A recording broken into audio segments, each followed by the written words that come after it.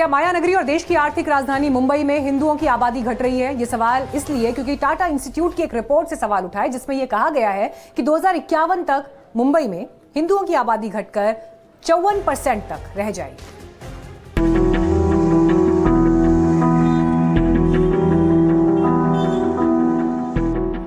क्या देश की आर्थिक राजधानी मुंबई में हिंदुओं की आबादी धीरे धीरे घट रही है? दरअसल ये सवाल टिस यानी कि Tata institute of social sciences की एक रिपोर्ट के बाद उठ खड़ा हुआ है। टाटा इंस्टीट्यूट ने मुंबई की आबादी को लेकर एक रिपोर्ट जारी की है, जिसमें पहले के डेटा के साथ साथ आगे की डेमोग्राफी कैसी हो सकती है, इसको लेकर बातें लिखी गई है।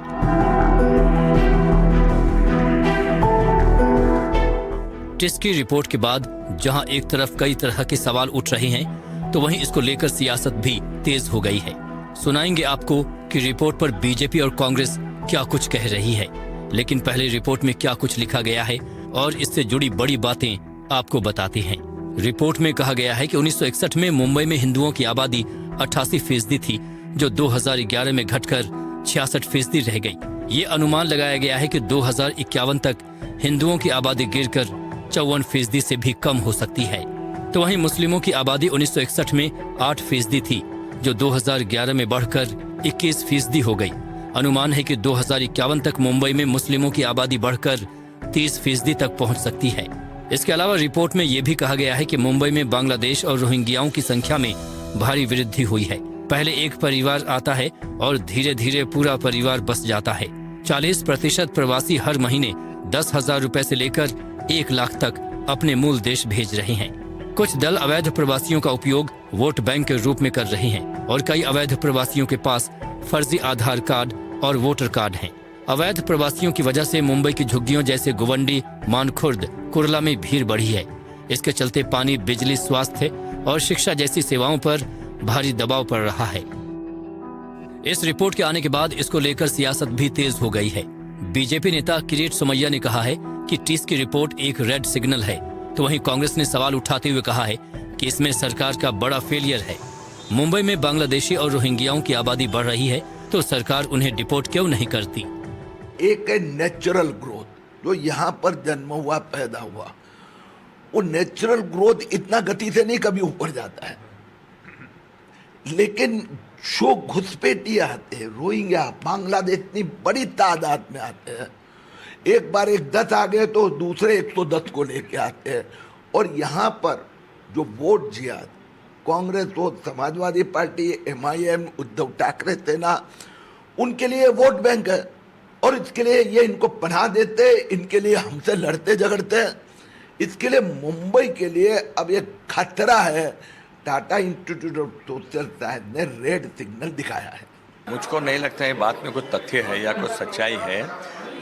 बांग्लादेश और रोहिंग्या के लोग अगर मुंबई में है तो सबसे बड़ा फेलियर जो है वो गवर्नमेंट का है।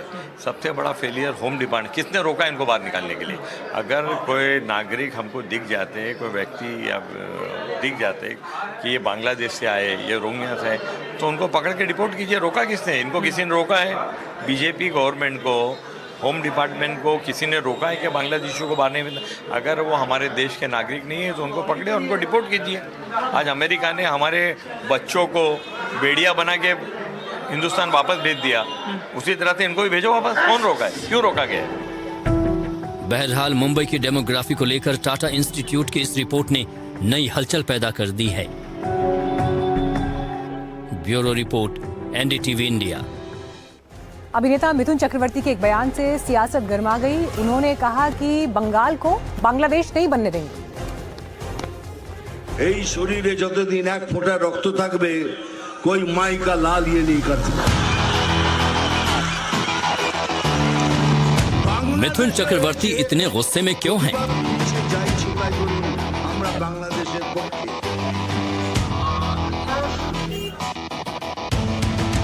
मिथुन चक्रवर्ती का यह गुस्सा सिर्फ इसलिए नहीं है कि बांग्लादेश में हिंदुओं के खिलाफ हिंसा हो रही है।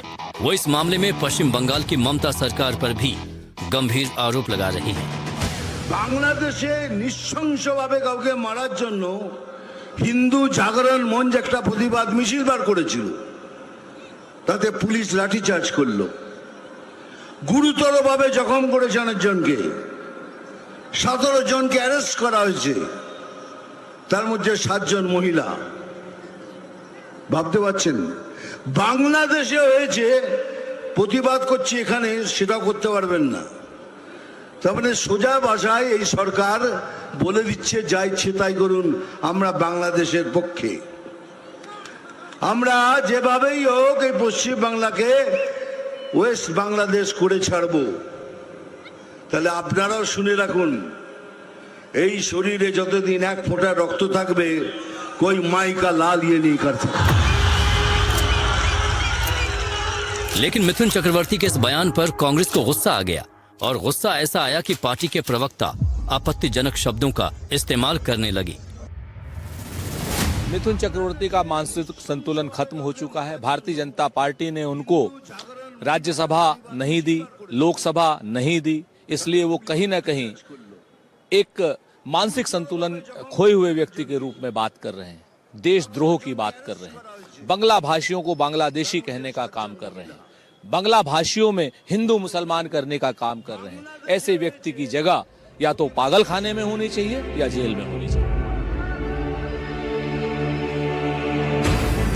उधर बीजेपी के नेता उदाहरण देते हुए बोल रहे हैं कि मिथुन जो बोल रहे हैं सच बोल रहे हैं।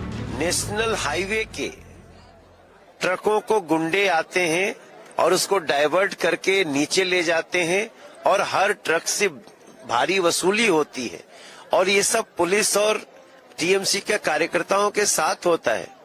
मेरी इस चक्कर में हमारा 1 घंटे का रास्ता 3 घंटे का हो गया। इतनी गुंडागर्दी, और अगर आप बोल दो तो आप पीटे जा सकते हो, आपकी हत्या हो सकती है, बहन बेटी कोई सुरक्षित नहीं है।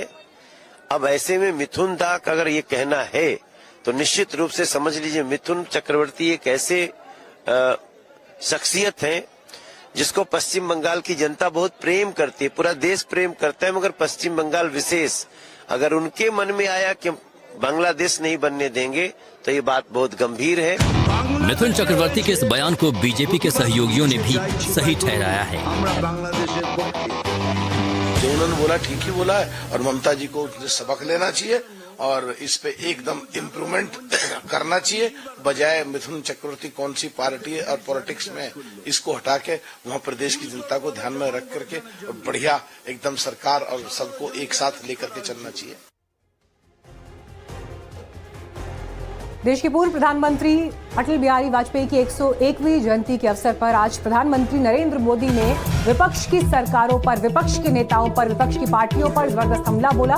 कांग्रेस और एसपी पर यह हमला परिवारवादी दूसरों की लकीर छोटी करते हैं, इसी सोच ने राजनीतिक छुआछूत का चलन शुरू किया है। कांग्रेस और उसके सहयोगी ने बीजेपी को अछूत बनाए रखा। प्रधानमंत्री ने कहा कि बीजेपी ने नरसिम्हा राव, प्रणब मुखर्जी को भी भारत रत्न से नवाजा।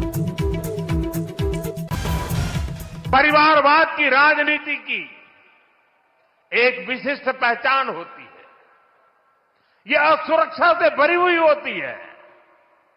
इसलिए परिवारवादियों के लिए दूसरों की लकीर छोटी करना मजबूरी हो जाता है, ताकि उनके परिवार का कद बड़ा दिखे और उनकी दुकान चलती रहे। इसी सोच ने भारत में राजनीतिक छुआछूत का चलन शुरू किया। साथियों, कांग्रेस और उसके सहयोगियों ने राजनीतिक रूप से भाजपा को हमेशा अछूत बनाए रखा, लेकिन भाजपा के संस्कार हमें सबका सम्मान करना सिखाते हैं।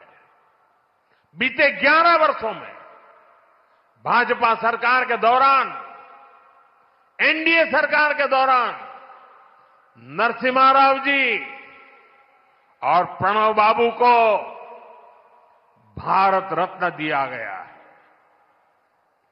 ये हमारी सरकार है जिसने मुलायम सिंह यादव जी और तरुण गोगोई जी जैसे अनेक नेताओं को राष्ट्रीय पुरस्कारों से सम्मानित किया है। इसी के बाद एक छोटे से ब्रेक के लिए हम यहाँ पर रुक रहे हैं, लेकिन ब्रेक के बाद आपको दिखाएंगे मुंबई में बीएमसी चुनाव नजदीक, ठाकरे ब्रदर्स साथ आ गए हैं